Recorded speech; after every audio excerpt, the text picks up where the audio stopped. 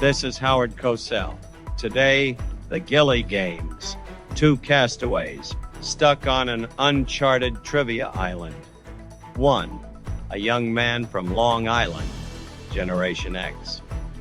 Grew up on a steady diet of reruns and parental neglect. The other, same. Both men truculent with something to prove. Your host, a valedictory theater major turned patron of the arts. He comes armed with questions designed to entertain and challenge. The game, 10 questions rescued from obscurity, synthesized into a single bout, winner-take-all. This is Generation Exile. What happens when three high school friends reunite during a Trump apocalypse? I'll tell you what happens. They do a podcast, little buddy. Another island I was never on. Fake news. You are watching Generation Exile.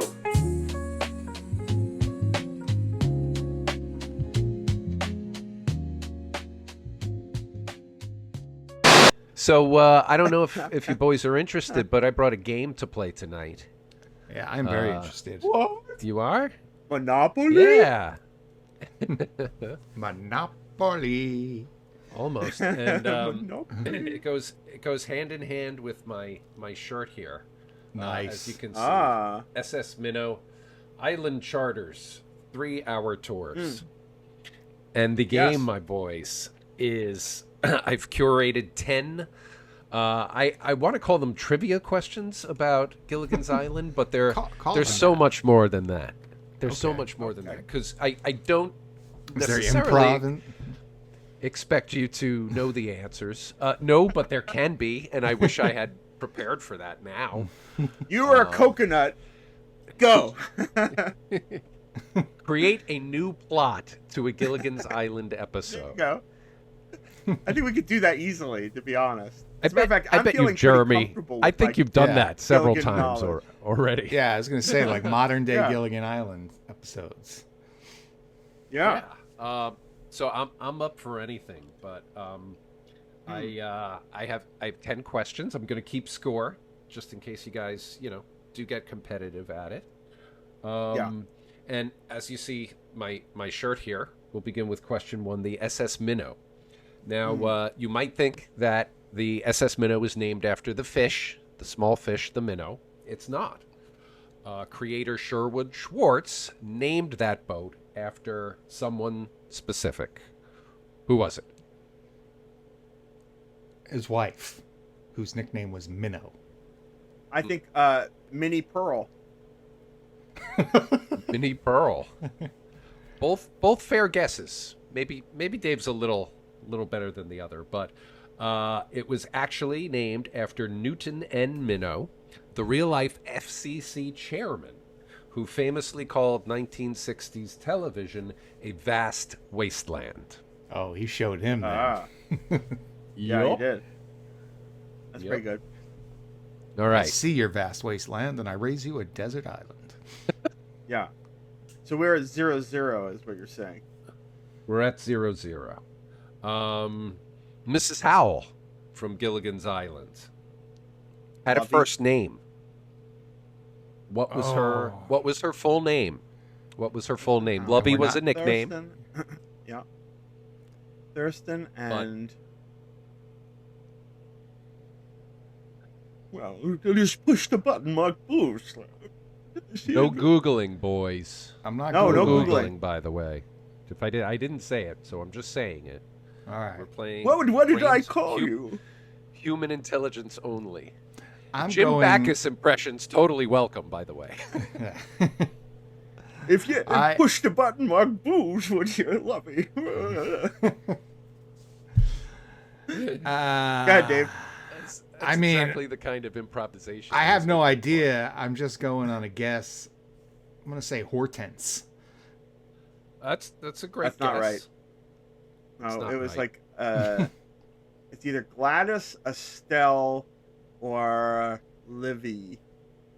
Beatrice was my other thought. Yeah, all Gladys are certainly too Jewish, stuffy, Estelle...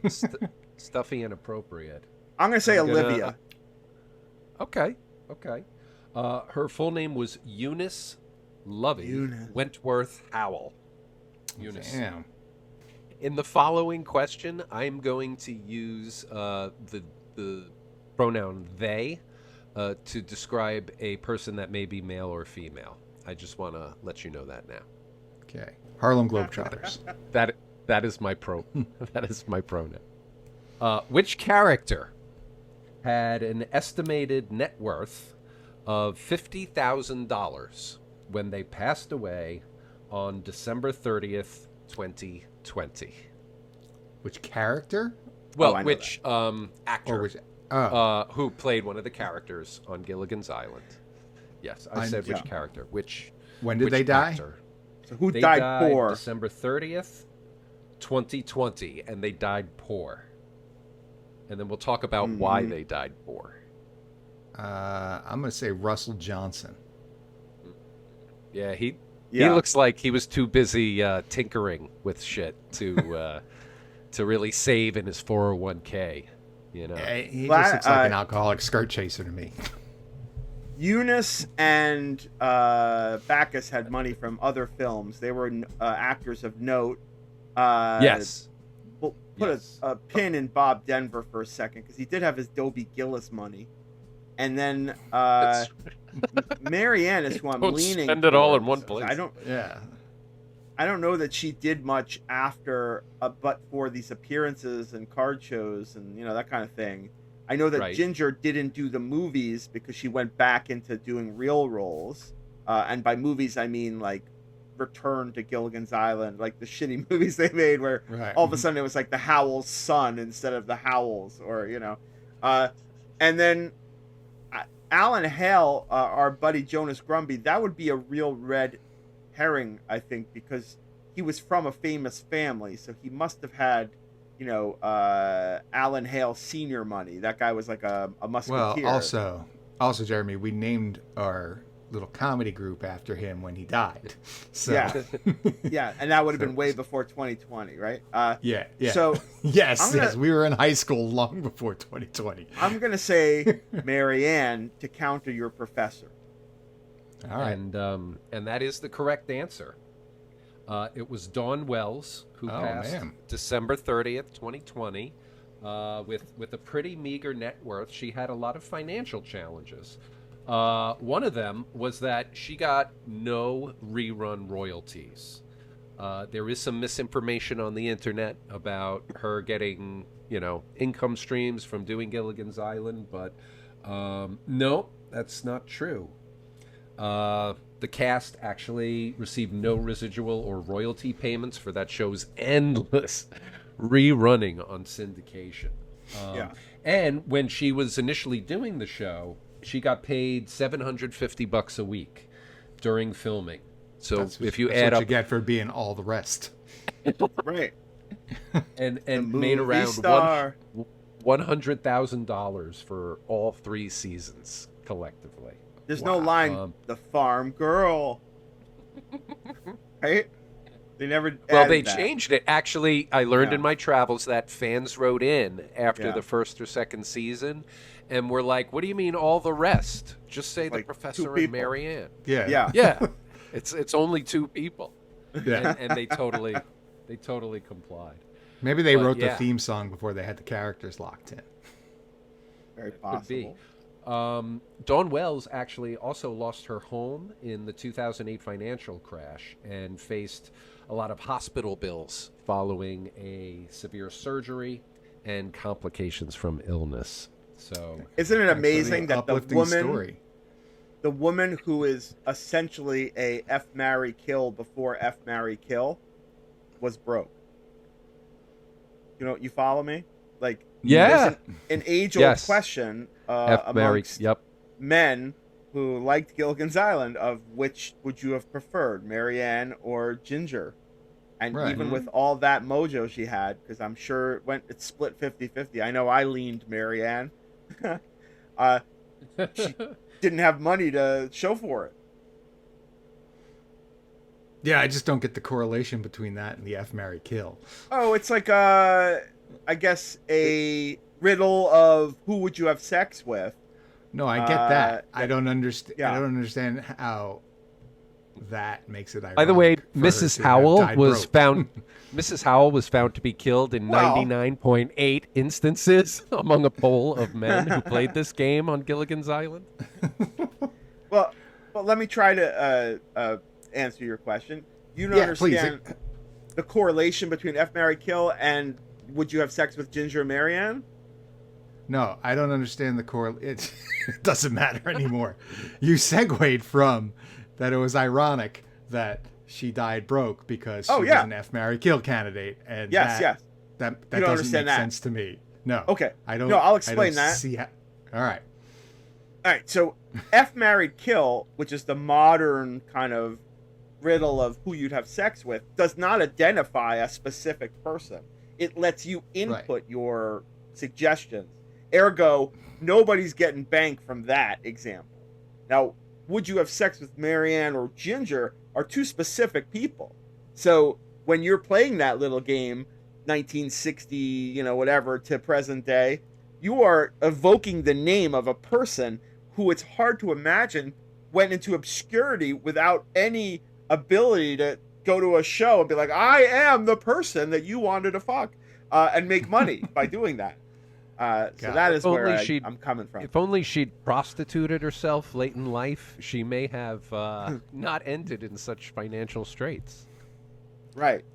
Yeah, it was a tenuous connection, but all right. Well, in an attempt to leave Dawn Wells remembered in a slightly more favorable light, my next question is about her. She was actually a beauty pageant winner. She represented which U.S. state in the Miss America contest before becoming an actress? I know that one. Which state? I think I know this one. Bullshit. I'm going to guess first. You're looking it up. We both think we know. Kansas is my guess. She wasn't a Southerner. That's what I was going to say. Okay, so we'll tie. It's Nevada. Rose. But we knew that she wasn't from the South. That was important. Who cares? Now, which isn't state? it ironic that she came from a state where they had legalized prostitution? The people wanted to have sex with her. She couldn't work that F, marry, kill mojo into a sustainable living. Down at the Bunny if Ranch. She had only done snuff films, then she would have at least lived up to the kill of F, marry, kill. But yes, Nevada it is. And she was in Nevada being broke. That makes it even worse. For all the gambling and all that. Maybe that's why she was broke. It could be, right? Poor Don. What's your research tell you, Michael Romanelli? Nothing? We're moving on to question 5. And question 5 is, please provide the birth name of the professor, played by Russell Johnson. Oh. I know you know the skipper, you bitches. I know you know the skipper. Yeah, we know the skipper. That's why this is a question. I'm going to guess. Terrence. I'll take your guess. Terrence? Terrence? Dunlap. What did you make with that coconut? Terrence Dunlap was the professor. Dunlap. Terrence Dunlap. Okay. Well, it is a guess. Yes. Dave, what do you got for us? I'm going to go with Eugene Quimby. Wow. I also love these names. If I made this multiple choice, those would be excellent choices. That sounds very Jonas Grumby. It feels like adjacent. It does. It totally is. That'd be a weird writing choice. Because they weren't related. They didn't know each other prior. And all of a sudden, these two guys, Quimby and Grumby, are on the boat. It's Kismet. Kismet. The birth name of the professor, played by Russell Johnson, is Roy Hinckley. Roy Hinckley. Great uncle to David Hinckley. Yeah, I was going to say. I said son. Yeah. All right. Question 6. Which cast member opened a restaurant in Los Angeles in 1971 where they were known to greet guests personally? And this actor was famously dedicated to their fans? I'm going to go It's gotta be with Gilligan, Bob Denver and say that the place was called Dobie Grillis. Oh, I thought it was called Gilligan. Oh, that would have been good too. But, yeah. But yeah, we both do think it's Bob Denver. What'd you say, Mike? I said like it was a take on Bennigan's, but Gilligan's. Yeah, Gilligans. That's Gilligan's. I love it. But like, it's hard to imagine any of the others doing that and being as beloved at the front door. But I do remember going, maybe with you guys, to the restaurant where the Munsters' grandpa would greet you at the door. Oh, yeah. Yes, I remember that place. I think we went Al Lewis. Is that his name? Grandpa Al Lewis? Yeah. Oh, dude. There's like a picture I think we took with the guy once. Oh, I have to blow the dust off that memory. That's a Yeah. gem. If you're a fan of the forgot Munsters, all about that. you could go to a restaurant in New York City and be greeted at the door by Grandpa Al Lewis, who played the grandpa. No, I think he's passed. Yeah. So, just like Don Wells. AI him back in the restaurant. The That's cast our other member that project. opened a restaurant in L.A. in 1971 was Alan Hale. What? It was Alan Hale. He used that Hale money. Yes, Alan Hale Sr. He used that Or Hale Lotharco. money. Lotharco. What was his musketeer name?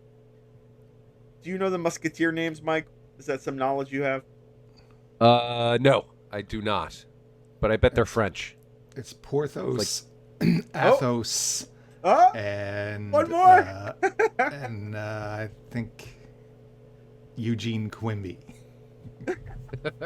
And the question is, who did Alan Hale Sr. play? Yeah. Porthos, Athos, or the unnamed musketeer by Dave Eagle?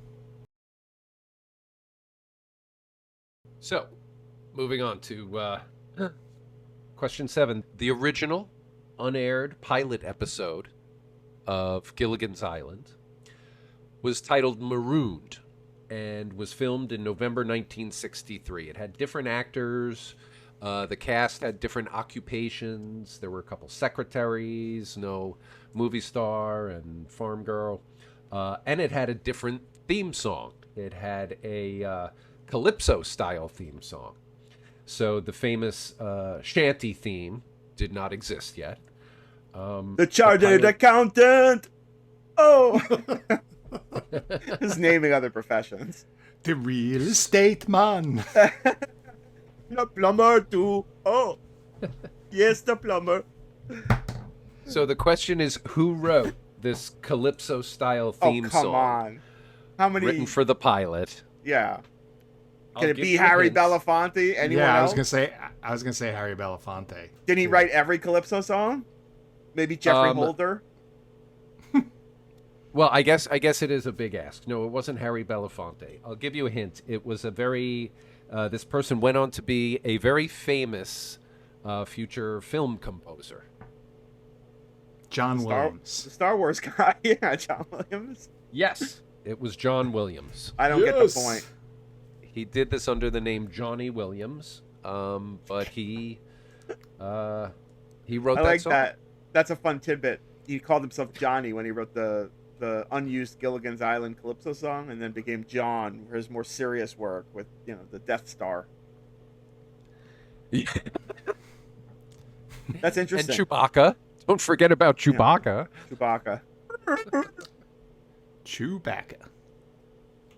I can't get over that 8. they bailed on a Calypso song by John Williams. Question 8 is which band performed the title song to Gilligan's Island, the one that we know, the sea shanty? Just sit right back and you hear it. Yeah. Led Zeppelin. Here's a hint for you, since it's an open-ended question. Led Zeppelin. I just banged my... Does anyone remember the professor? Where's that confounded bridge? So which band Hey, performed the title to Thurston, the Gilligan's way Island? you move. Sorry. This group that performed the opening title to Gilligan's Island also Who fucking appeared cares? in a second season episode as the rock group called the Mosquitoes. Yeah. Of course they did. Do you remember them? The Mosquitoes? I when do. They were came to the island? Monkeys adjacent, but it wasn't the Monkeys. Yeah. Or Beatles adjacent, perhaps. I thought it was more a nod to the Beatles because the character names were Bingo, Bango, Bongo, and Irving, which always felt like a nod to John, Paul, George, and then Ringo. Sherwood Schwartz's love of Jewish names. He threw one in. All right. I'm guessing the Lovin' Spoonful. The Loving Spoonful, says That's a good Dave. guess. I'm going to guess the It is. Birds. The Some Birds. version of the Birds. All right. Both good guesses. Unfortunately, both incorrect. The group was the Wellingtons. And if you have a beef... If you have a beef with me about this question, take it up elsewhere. Dave, what's the Loving Spoonful hit? Oh, fuck. What's their hit single? It's not Henry VIII I Am. That's not them. No, that's Herman's Hermits. Yeah. Oh, God, I can't even remember it. What? This is your category. I know, they had quite a few songs. Oh, my God, I'm getting old, man. And their big hit was? Did they do Summer in the City? Hot town, summer in the city. Guys in girls shorts looking and the hot girls and got pretty. titties. I thought they were more... I'm sure those weren't the words. Of the era of the 60s, less 70s funky. Yeah, Summer in the City is a 60s song. It is? All right. Is that their song? Yeah. Oh, I don't know. okay. I'm gonna look it up now. I gotta know. Yeah, we must stop the show and find out a Lovin' some Spoonful answers. song. They did Do You Believe in Magic? See, that feels more Lovin' Spoonful. They did Summer in the City, 1966. Yeah, I don't really know the rest of these songs. What's What a Day for a Daydream? Is that a song you've heard of? Oh, I know that song. I've What heard a that day song. for a daydream. Yeah. Oh, that sounds like Harry. I think that, Oh, no, that's the Lovin' Spoonful. That is the Lovin' Spoonful. Yeah, they... Yes. I think they also did the music in Woody Allen's What's Up, Tiger Lily. Oh, I remember watching that with you a couple times. That's the dubbed over one? Yeah, the one that's like the karate movie where he just dubbed new words over. Goddamn that clever pedophile. Seriously. Right.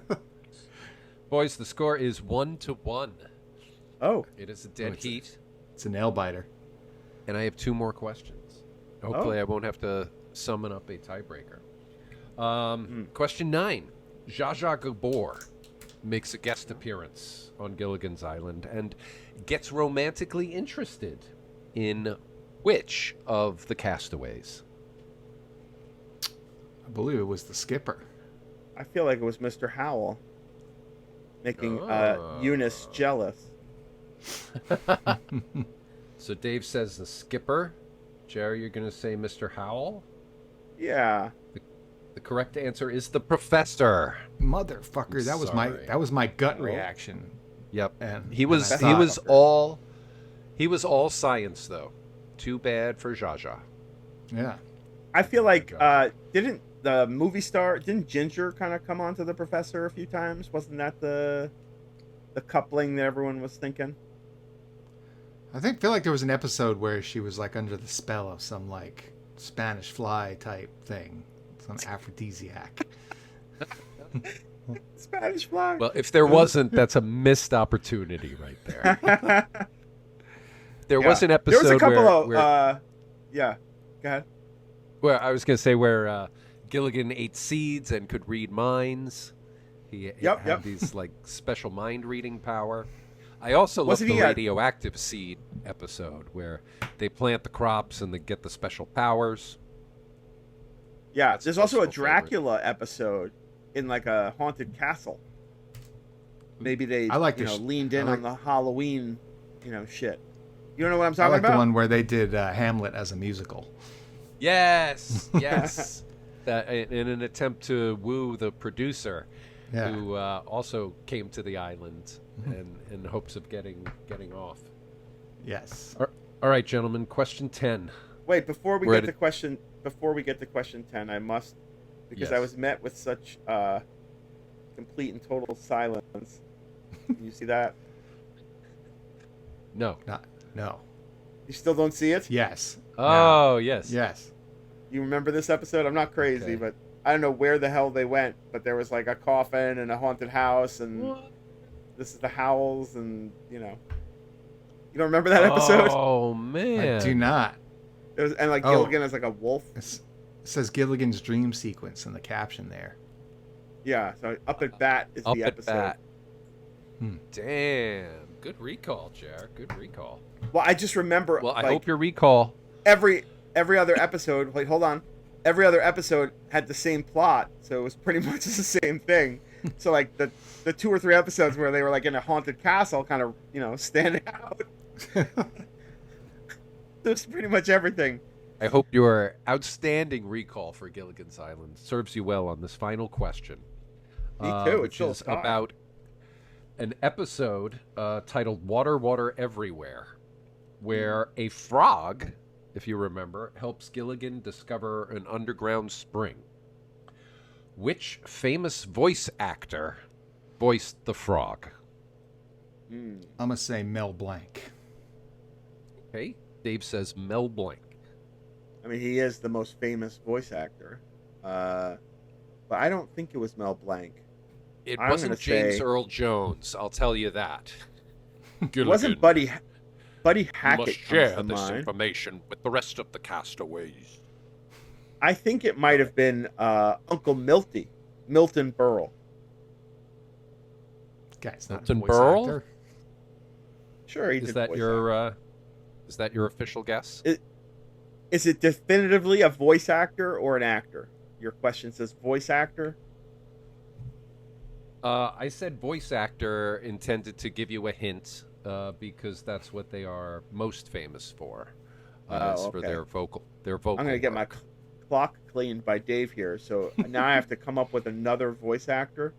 Because the 2 I know are Jim Backus, who did Mr. Magoo, and it wouldn't have been Mr. Howell, and Mel Blanc, who did any manner of person. You could say but Mel I guess Blanc I'll have too. to come up with a... I could, but I keep it interesting. People like a winner and a loser. They don't want to hear we tied. What if it I really was, hate that sad loser, Mr. Newberger. I really hate that sad tire, Mr. Newberger. Let's see. Let's say Bing Crosby. Okay. A left field guess. The correct answer is Mel Blanc. Ta-da! Yeah, I knew I was... My goose was cooked, so I kind of went weird. Yeah, I mean, he was the only voice actor in 1966. Yeah. Yes. Famous, of course, for Looney Tunes. What about the guy that was doing... The guy that did Tigger, but you couldn't tell me his name. Yeah, I used to know it. He did a bunch of stuff. I think it's Paul Winchell. Yes, that would have been the name. Yeah. Yeah, and he did a bunch of voices, like Papa Smurf, and he did... That guy was just like everyone. Oh, he every did Papa Hanna-Barbera. I believe nice. So. Good man. God bless him. Well, that is it, my boys. And Dave narrowly squeaks out the win for the Gilligan's Island Trivia Championship. Nice. I salute you, David. Or ahoy. Stranded on this island of winners. All by myself.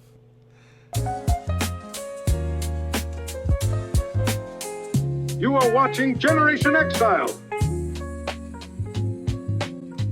I really hate that sad loser, Mr. Newberger. Who, me?